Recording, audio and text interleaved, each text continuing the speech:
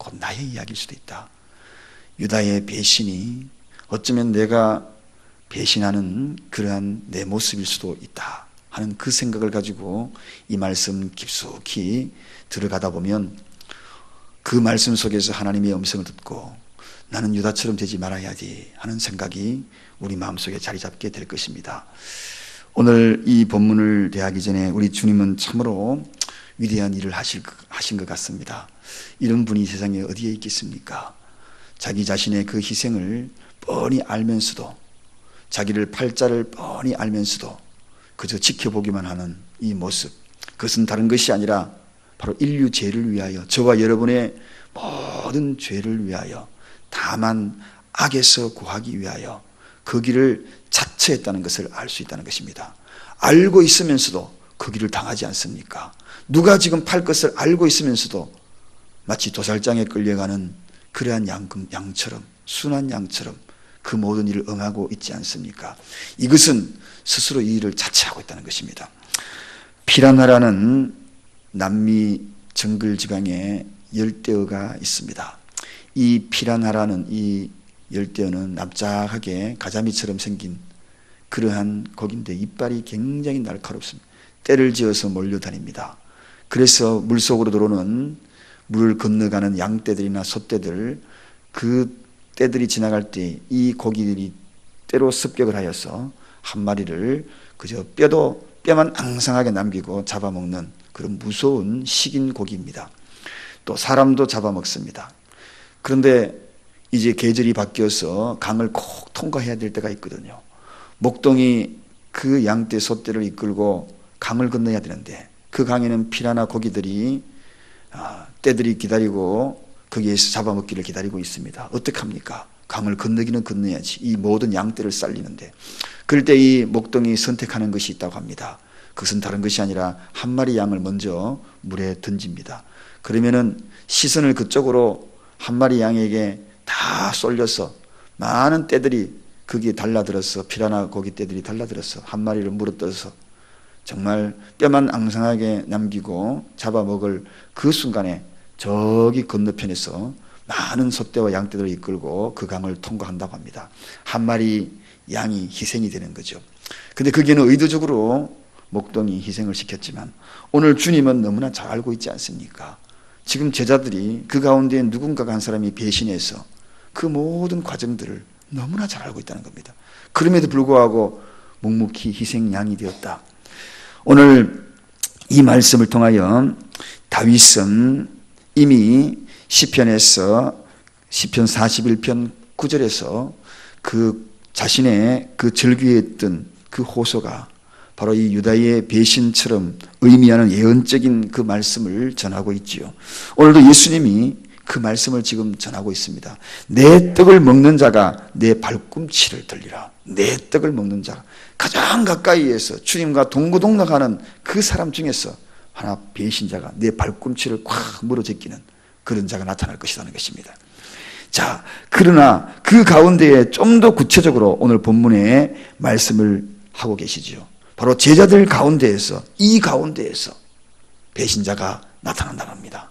마지막 6월절 12명이라는 그 가운데에 한 사람이 예수님을 팔게 될 것이라는 것입니다. 배신자가 될 것이라는 것입니다. 오늘 이 이야기를 통하여서 예수님은 우리를 몇 가지 깨우쳐주고 계십니다. 유다의 배신을 통하여서 저와 여러분에게 무슨 의미가 있다고, 내가 주님, 내가 파는 자입니까? 오늘 마치 여기 제자들, 나머지 모든 제자들이 내니까 이렇게 반문하면서 이야기하는 그러한 자처럼 이 자리에 앉아 있는 것이 아니라, 나도 예수를 팔 자가 될 수 있겠구나.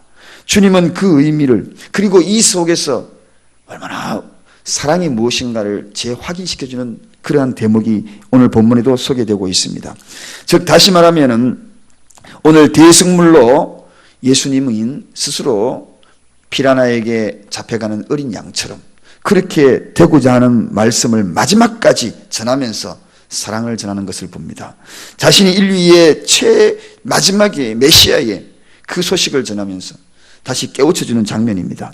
그래서 이 주님은 최후도 가룟 유다에게 메시아임을 선포하고 있지 않습니까? 내가 진실로 너희에게 이르노니 너희 중에 한 사람 곧 나와 함께 먹는 자가 나를 팔리라 하고 18절에 이렇게 소개하거든요. 이 이야기를 들으면 가룟 유다가 얼마나 뜨끔하겠습니까? 아하, 이 중에 팔자가 있다. 지금 가룟 유다가 모든 계획을 끝마치고 돌아왔잖아요. 대제사장들과 다 짜고 이제는 잡아 죽일 장소와 때를 기다리고 있는 그런 환경이잖아요. 돈 얼마 받고 팔 구체적인 계획을 다 갖고 있잖아요.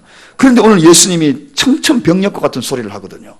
무슨 소리입니까? 이 중에 내가 진실로 이 이야기는 신적인 권위를 쏟는 거짓에 1.1핵도 없는 그 말씀으로 너희에게 전하노니 이 가운데에 한 사람이 있다.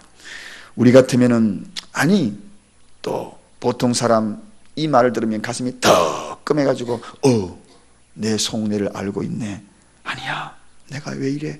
스승을 내가 왜 팔라 그래? 하면서 찔림을 받고 돌이켰어야 되는 거 아닙니까? 오늘 이 시대에도 이런 수없는 찔림의 말씀이 전해져도 내가 왜 이래? 내가 돌이켜야 되는데 이런 생각을 가지지 못하는 이 시대에 수많은 하나님의 백성들이 있다는 것입니다. 이게 오늘 우리가 깨달아야 될 점. 그 이야기가 그 주인공이 나네. 그래, 나구나. 내가 깨달아야지. 내가 돌이켜야지.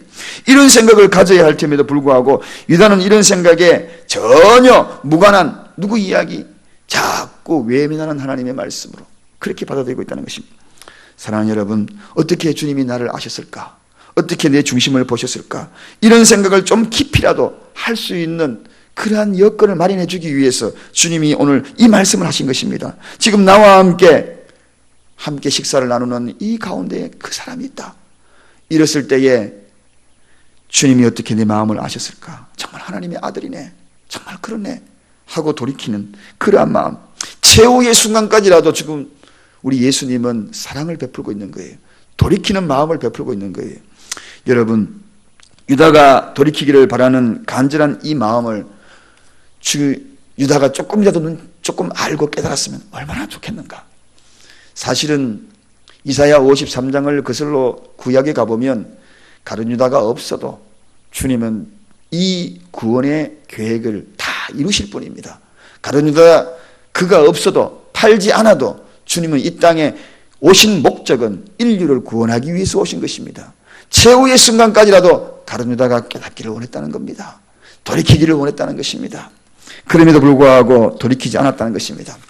특히나 오늘 이 자리에서 공개한 이유는 가룟 유다를 너무나 사랑했다는 겁니다. 마지막까지 유다야 하고 직접적으로 표현하지 못했지만 이게 다른 이야기가 아니다. 너의 이야기다.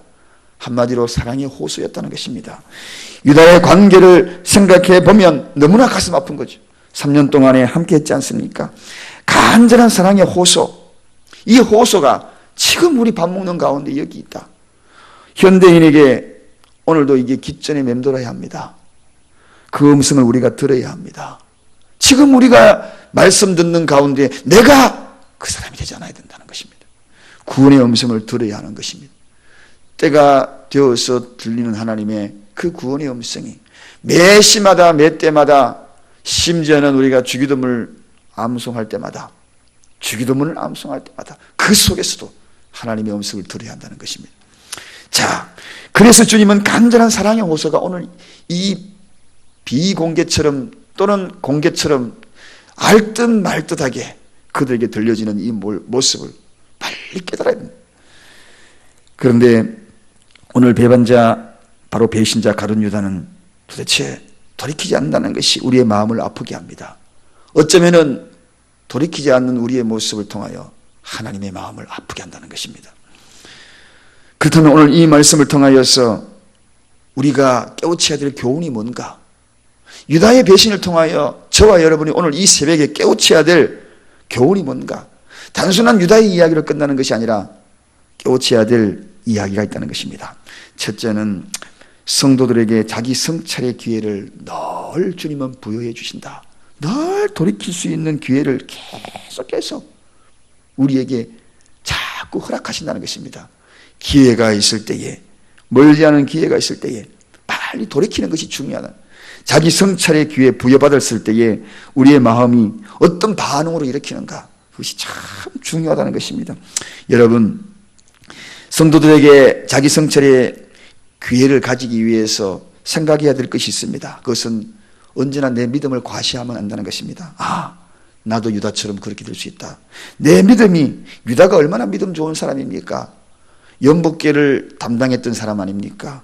그럼에도 불구하고 내 믿음도 넘어질 때가 있을 수 있구나 하고 정신을 번쩍 차린다는 것입니다.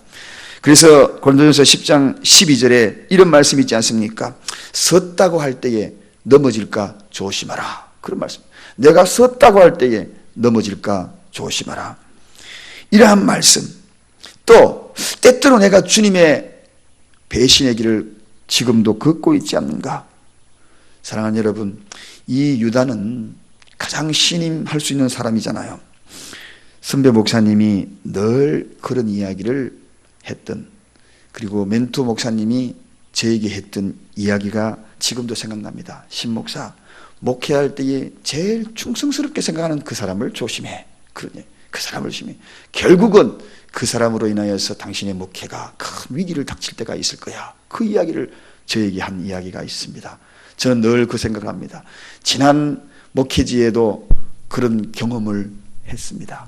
그래서 언제나 그러한 순간들, 즉 최고의 충성스럽다고 생각하는 자들 가운데에서 아주 무서운 그런 일들을, 어려운 일들을 수렁으로 빠뜨리는 그런 일들이 있을 수 있다. 그러니까 조심해. 그 이야기가 지금도 생각이 납니다. 그래서 우리는 하나님 앞에 충성 다할 때 조심해야 하는 것입니다. 그때 가장 무슨 귀신? 섭섭이 귀신이 싹 들어오는 겁니다. 내가 이렇게 충성하는데, 내가 어떻게 하는데, 이 마음이 내 속에 싹 들어옵니다. 내 속에 쏙 들어오면서 내가 정말 이것을 계속 해야 되나, 이런 마음들이 쏙 들어오는 겁니다. 여러분, 그때 조심하시기 바랍니다. 때때로 우리가 이 모습을 통하여 충성의 길을 걷고 있으면서 그것이 충성과 더불어 기차, 열차의 레일을 생각한다면 한쪽 길은 바르게 가면서도 한쪽 길은 배신의 길을 가고 있다는, 동행해서 가고 있다는 것입니다. 이러한 모습이 내 안에도 주님을 배반할 위험한 요소들이 섰는 가운데에서 넘어질까 조심하라. 이것이거든요. 충성하는 가운데에서도 넘어질까 조심하라. 늘 우리가 깨우쳐야 할 것입니다. 자, 그렇습니다. 오늘 이 말씀은 또다시 하나의 교훈을 주는 것이 있습니다. 이것은 성도들을 향한 교훈이고 또 하나의 교훈이 있습니다. 목회자를 향한 교훈이 있습니다. 그것이 뭔가? 위로와 함께 경각심을 일깨워주는 거죠. 위로와 함께. 유다의 배반은 때때로 교회를 이탈한 양떼로 인하여서 괴로워하는 목자들의 모습을 바라보면서 위로가 될 때가 참 많다는 것입니다. 켈빈이 이 대목에서 이런 이야기를 합니다. 이에 대해 주님께서는 유다라는 사람을 통하여 만 세대에 걸친 자기 백성들로 하여금 권속 가운데에 배반자가 있음을 알고 넘어지거나 충격받아 당황하지 말라. 그렇게 이야기합니다. 여러분, 하나님의 백성들 가운데에, 권속 가운데에 배신자가 나타난다. 그러므로 충격받지 마라, 넘어지지 마라 하고 목회자들 향하여서 경고하는 것을 보게 됩니다. 이런 일이 있더라도 넘어지지 마라, 결코 좌절하지 마라, 묵묵히 하나님을 바라보면서 끝까지 푯대를 향하여 가라. 특히나 개척교회를 하고 또 교회를 목양해 나가다 보면 그런 일들을 만나거든요. 그런 일 만나거든요. 그때에 바로 오늘 이 말씀을 기억하라는 것입니다. 이 시대의 많은 목회자들이 스스로 시험 들어서 내가 이렇게 충성을 다해서 저렇게 양떼를 돌봤는데, 이렇게 관심 가졌는데 어찌 이런 일이 나에게 있을까 하면서 실망하고 좌절하고, 그리고 그 가운데에 소가리를 하면서 낙심하는 목회자들이 너무나 많다는 것입니다. 그를 향하여 주님이 일러주시는 말씀이죠. 유다라는 사람을 통하여 만세전부터 자기 백성들 가운데에, 권속들 가운데에 배신자가 들어있다. 그러므로 넘어지거나 충격받지 마라. 묵묵히 네 할 일들을 하고 묵묵히 푯들 향하여 나아가라. 이 이야기를 통하여서 이 시대에 살아가는 목회자들에게 또 위로의 메시지를 전하고 있다는 것입니다. 사랑하는 여러분, 오늘 우리는 주님의 사랑의 호소, 유다를 통하여 최후의 사랑의 호소, 지금 이 가운데 있다. 그럴 때 우리가 깨달아야 된다. 주님, 내가 섰을 때에 넘어지지 않도록 나를 붙들어 주옵소서. 지지대가 되어 주옵소서. 의지할 수 있도록 주님 버팀목이 되어 주옵소서. 주의 지팡이와 막대기로 나를 지켜주시고 안위하여 주옵소서 하면서 굳건히 서야 합니다. 또한 때로는 여러분 목자로, 여러분 지금 우리 교회도 목장이 있습니다만 리더는 항상 이런 생각을 해야 합니다.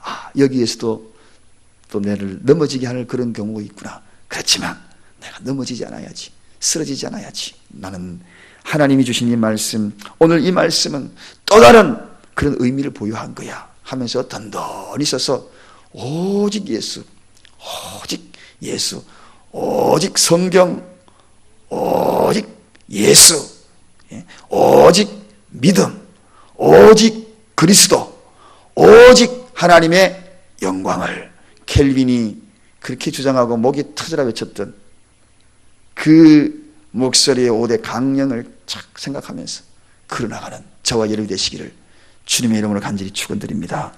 기도하겠습니다. 하나님 아버지 감사합니다. 오늘 이